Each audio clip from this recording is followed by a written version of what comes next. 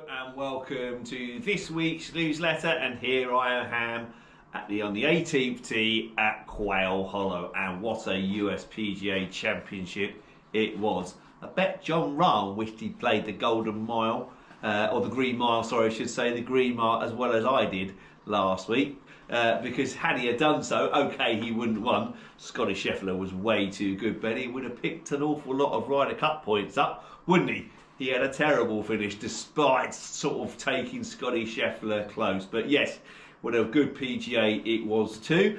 All too predictable. Predictable for me anyway. It's the first time ever probably that I've actually predicted the correct winner. But it wasn't difficult because he's the world number one and he is that blooming good. Scotty Scheffler. He was amazing, wasn't he? And without really having his best stuff each day. He started quite poorly. I watched the first 6 holes on Thursday and he was all over the place, but was still 1 under par for those 6 holes without playing well. He really does get the most out of his rounds of golf. But every day he got better on the back nine, and it was on Saturday when he really won it, where he played those last 4 holes in 3 under par, didn't he? He cruised, he played fantastic golf shots all the way for those last 4 holes. Good solid iron into the green on 17, hold the putt, and then made a good solid par on 18. It was great. And then Sunday was much the same, wasn't it really, Sunday? He didn't play very well front nine. Jon Rahm caught him at 9 under. He dropped a couple of shots, but then he managed to pull himself together for the back nine. Jon Rahm didn't birdie the birdie ball 14th and 15th, and then played the last 3 holes in 5 over par, whereas Scotty Scheffler did birdie 14 and 15, the short drivable par 4 and the par 5, and then managed to cruise to victory. I think he bogeyed the last, didn't he? But it didn't matter at that stage. He won by 5 shots in the end, wasn't he? But he was absolutely different class. Scotty Scheffler, my word. What makes him so good? Well, up there, isn't he? Up there, mentally he's so strong, he's just so calm. Yes, he gets frustrated. Yes, he gets annoyed with himself. Of course he does. But when he's over that next shot, that is all completely forgotten about. And even when he's having a bad run, he's putting, well, chipping.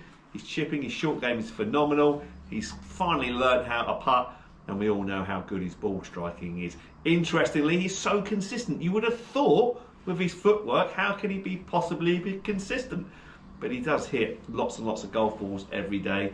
He probably has done that for the last, 28 years old, so he's probably done that for the last 25 years old. But what he is very good is keeping that club face very stable through impact. He's not a flipper like Rory McIlroy is, or like I am. He's very much keeping that club face very close to open through that impact rather than rotating that club face over, and that's why he's so good.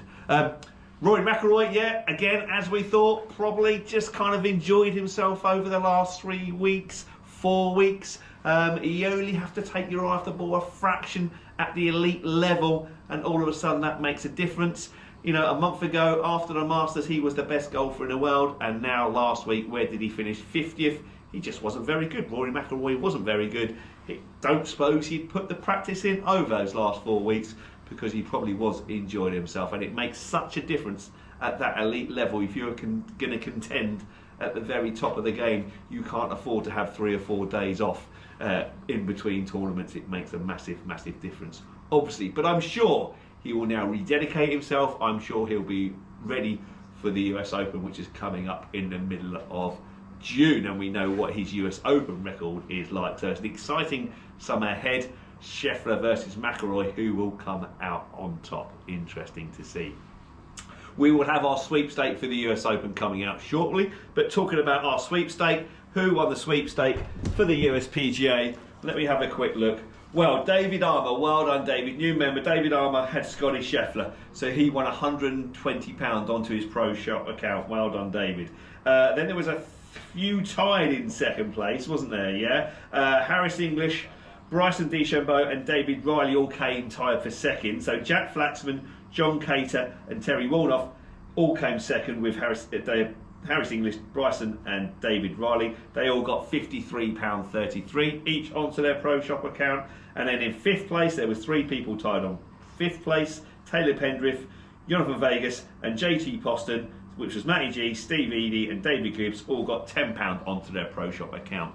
No John Rahm, yeah, he just fell away at the end, didn't he? Makes all the difference in the world. Lowest rounds of the day, Jonathan Vegas, he got the lowest round on day 1. So Steve Eadie got another £20 onto his Pro Shop account. Siwoo Kim got the lowest round on the second day, so Andy Pop gets £20 onto his Pro Shop account. Day 3, Scottish Scheffler, David Armour, he gets £20 onto his Pro Shop account. And the last round was Harris English, shot 65 last day, came from 40th to finish second. So Jack Flaxman got another £20 onto his Pro Shop account. Like I say, the US Open sweepstake will be out shortly. That's in the middle of June. I want to say the 16th of June. It's around that time normally, so come and get your sweepstake squares for that. Moving on to Galston Golf Club news now, and we'll mention the latest Captain Pro match, and we're back to winning ways. Thankfully, Captain David turned up last Thursday because, well, I did. I turned up for the first hole, made a nice little eagle 2. In fact, nearly holed it, drove it to about a foot, tapping for eagle. But other than that, I was pretty terrible, maybe until I think I parred 16 into the wind and birdied 17, but in between I wasn't very good. But Captain Mills was. He was excellent and he performed really well. We're making a good combination because generally I'm quite steady. I won't make many double bogeys. I make the odd bogey here and there. But David Mills, club captain, he will make lots of 3-pointers, but then have the occasional blob. And when it's had that blob, hopefully I'm in the game. So we are making a really good combination. We played against John Milne and Steve Hall. Steve Hall, last year's defending champion, with a new partner this time. His last year's partner, Kieran, has left. He's moved to Norwich. So John Milne and Steve Hall, great fun, good game. Both plays reasonably well. Both had good scores individually. I think John actually had 37 points on his own, which was very good in those tough conditions. But actually, we just managed to pip him in the end.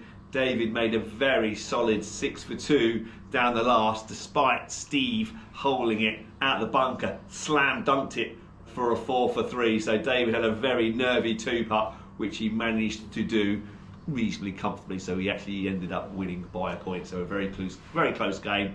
Thank you, John. Thank you, Steve. Thoroughly enjoyed your company as always.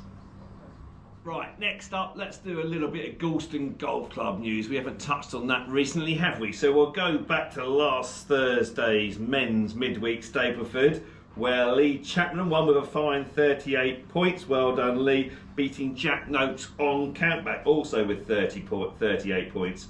Well done to you two. In Division 2, Andy McCann had a nice return to form. He won Division 2 with 40 points, beating Simon Hood into second on 38. And in Division 3, Trevor Jarrett won with 40 points, beating Ray McWilliam into second on countback, also with 40 points. Well done to you, gentlemen. On Saturday, we had the Golden Jubilee Mixed Medal, where Lee Chapman won again. Well done, Lee. Back-to-back wins. Very good. He shot a net 71, beating Matt Leggett on countback, also on a net 71. Very good golf out there, gents, because it was a tough day. Very windy, well done. And then on Sunday, the juniors had their Junior Centenary Cup. Another tough day. The juniors didn't really produce their fantastic golf like they normally did, but well done, Harry Page. He won the Junior Centenary Cup with a net 76, beating Herbie Shaw Clutton into second on a net 77. In the 9-hole, we had a Junior 9-hole Centenary Cup Stapleford, and Ralph Neal won with a fantastic 21 points. Well done, young Ralph. He beat Leo Hurren into second on 18 points. Right, okay, that's everything for this week. Hopefully I look forward to seeing you over the next few days or so. Take care, look after yourself. Bye-bye.